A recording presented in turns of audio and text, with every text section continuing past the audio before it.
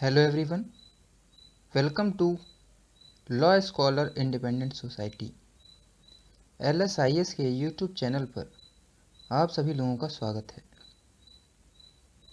आज हम फिजिक्स की क्लास को कंटिन्यू करते हुए मोशन चैप्टर के अंतर्गत यूनिफॉर्म मोशन और नॉन यूनिफॉर्म मोशन को समझेंगे तथा उसी से रिलेटेड स्पीड को जानेंगे। जब हम मोशन को समझेंगे कि यूनिफॉर्म और नॉन यूनिफॉर्म मोशन क्या होते हैं तो आगे हमें स्पीड, वेलोसिटी और एक्सेलरेशन को भी समझना होगा। तो आज की क्लास में हम पहले uniform motion, non uniform motion और स्पीड के बारे में पढ़ेंगे। तो चलिए शुरू करते हैं। मैंने आप लोगों को मोशन पढ़ा दिया था तथा उसके बेसिक कॉन्सेप्ट समझा दिए थे। अब हम मोशन के अंदर थोड़ा हायर लेवल पे बढ़ते हैं और जानते हैं कि यूनिफॉर्म मोशन और नॉन यूनिफॉर्म मोशन क्या होते हैं। तो uniform motion, a body has a uniform motion if it travels equal distance in equal interval of time. जब हम यूनिफॉर्म मोशन को समझते हैं तो यूनिफॉर्म मोशन क्या होता है कि जब कोई बॉडी ट्रैवल करती है equal distance equal interval of time में, तब वो यूनिफॉर्म मोशन में कहलाती है। ठीक है, कोई भी बॉडी जब इक्वल डिस्टेंस ट्रैवल करे इक्वल इंटरवल ऑफ टाइम में तो हम क्या कहेंगे, उस बॉडी ने यूनिफॉर्म मोशन फॉलो किया है। ठीक है, एक एग्जांपल ले लेते हैं। जैसे कोई कार है, एक कांस्टेंट स्पीड पे चल रही है। कैसे पता चलेगा कांस्टेंट स्पीड पे चल रही है? अगर वो कवर करती है इक्वल डिस्टेंस, मान लेते हैं 10 मीटर कवर कर रही है हर एक सेकेंड पे। ठीक है, पहले सेकेंड पे 10 मीटर, दूसरे सेकेंड पे 20 मीटर, तीसरे सेकेंड पे 30 मीटर।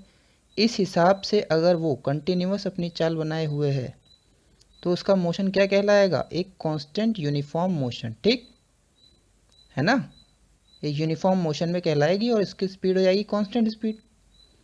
क्लियर है, मोशन यूनिफॉर्म हो जाएगा। तो यूनिफॉर्म मोशन के अंदर जो हमें ग्राफ देखने को मिलता है वो एक स्ट्रेट लाइन बनता है। ठीक है, अगर हम ग्राफ को देखें तो एक्स एक्सिस पे आप देखेंगे टाइम और वाई एक्सिस पे डिस्टेंस दिखा रहा है। तो अगर हम कोई ग्राफ बनाएंगे एक डाटा लेके तो वो स्ट्रेट लाइन आएगा, क्योंकि इक्वली हर एक समय पे वो इक्वल डिस्टेंस कवर करेगा। ठीक है, equal distance in equal interval of time, है ना। चाहे छोटे से छोटा हो चाहे बड़े से बड़ा हो, वो मैटर नहीं करता। क्लियर है? तो जो हमारा डिस्टेंस टाइम ग्राफ हो जाएगा यूनिफॉर्म मोशन के लिए, वो कैसा हो जाएगा? एक स्ट्रेट लाइन। ठीक, अब हम चलते हैं नॉन यूनिफॉर्म मोशन की तरफ।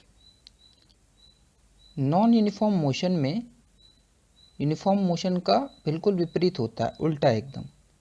इसके अंदर क्या होता है? A body has a non uniform motion if it travels unequal distances in equal interval of time. ठीक है, इंटरवल ऑफ टाइम तो सेम है, लेकिन जो डिस्टेंस ट्रेवल कर रहा है बॉडी वो अनइक्वल है। उसका डिस्टेंस जो है अनइक्वली डिस्ट्रीब्यूटेड है, वो अनइक्वली डिस्टेंस ट्रैवल कर रहा है। तो वो मोशन कैसा हो जाएगा? नॉन यूनिफॉर्म मोशन हो जाएगा। अगर एक एग्जांपल लें हम, एग्जांपल के तौर पे कोई बॉल अगर हम रूफ से ड्रॉप करते हैं, ठीक है, छत से कोई बॉल गिराते हैं परपेंडिकुलर, तो क्या होता है, हम पाते क्या हैं कि it covers unequal distance in equal interval of time, है ना। वो क्या करती है, बॉल जब ट्रैवल करती है तो हर एक सेकंड के बाद एक अलग दूरी नापती है। तो उससे क्या हो गया, जो उसका मोशन है वो नॉन यूनिफॉर्म हो गया। ठीक है, अगर चलो मान लेते हैं जैसे कि 4.9 मीटर उसने पहले सेकंड में कवर किया, अगले ही सेकंड में वो 14.7 मीटर हो गया उसका डिस्टेंस। ठीक, थर्ड सेकंड में 24.5 मीटर हो गया। ये बेसिक डाटा लिया हुआ है। तो इस हिसाब से क्या देखते हैं हम, जैसे जैसे बॉल फॉल होती है विद रिस्पेक्ट टू ग्रेविटी नीचे, तो उसका जो मोशन है, ठीक है, वो चेंज होता रहता है हर एक सेकंड में। ठीक है, तो टाइम क्या है, इक्वल इंटरवल है, हर एक सेकंड है, लेकिन जो डिस्टेंस है वो क्या हो रही है, वो कांस्टेंट नहीं रह रही, वो चेंज हो जा रही है। तो इस वजह से जो मोशन हो गया ये नॉन यूनिफॉर्म हो गया। ठीक, वो बढ़ता चला जा रहा है, हर एक सेकंड के बाद डिस्टेंस बढ़ती चली जा रही है। तो जो distance time graph non uniform motion का आएगा वो एक कर्व लाइन आएगी।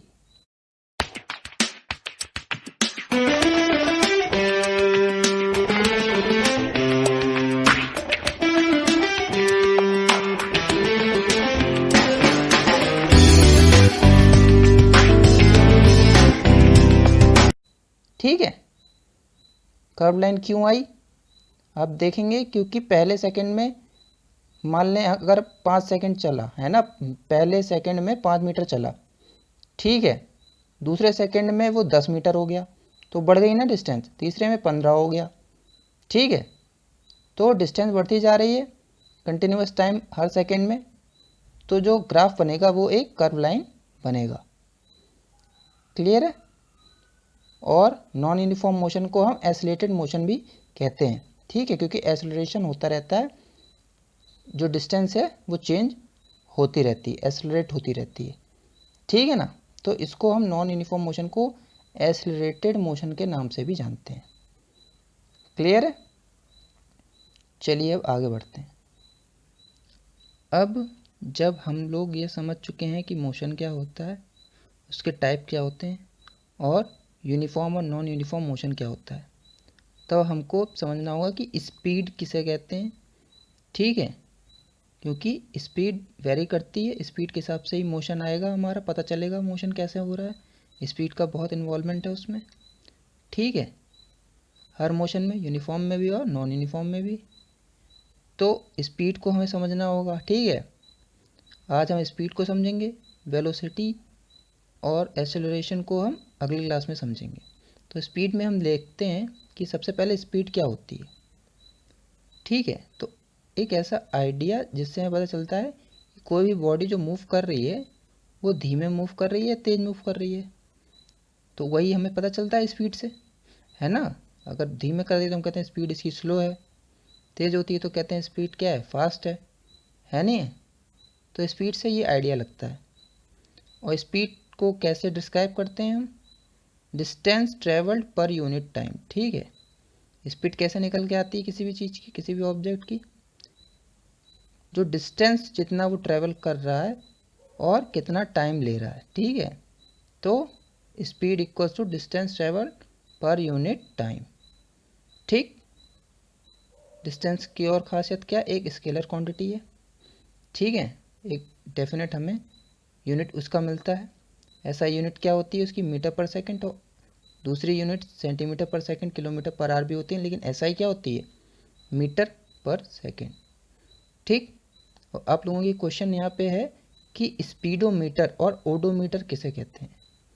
तो आप लोग स्पीडोमीटर और ओडोमीटर किसे कहते हैं ये कमेंट बॉक्स में बताएं। ठीक, ये आप लोगों का होमवर्क है।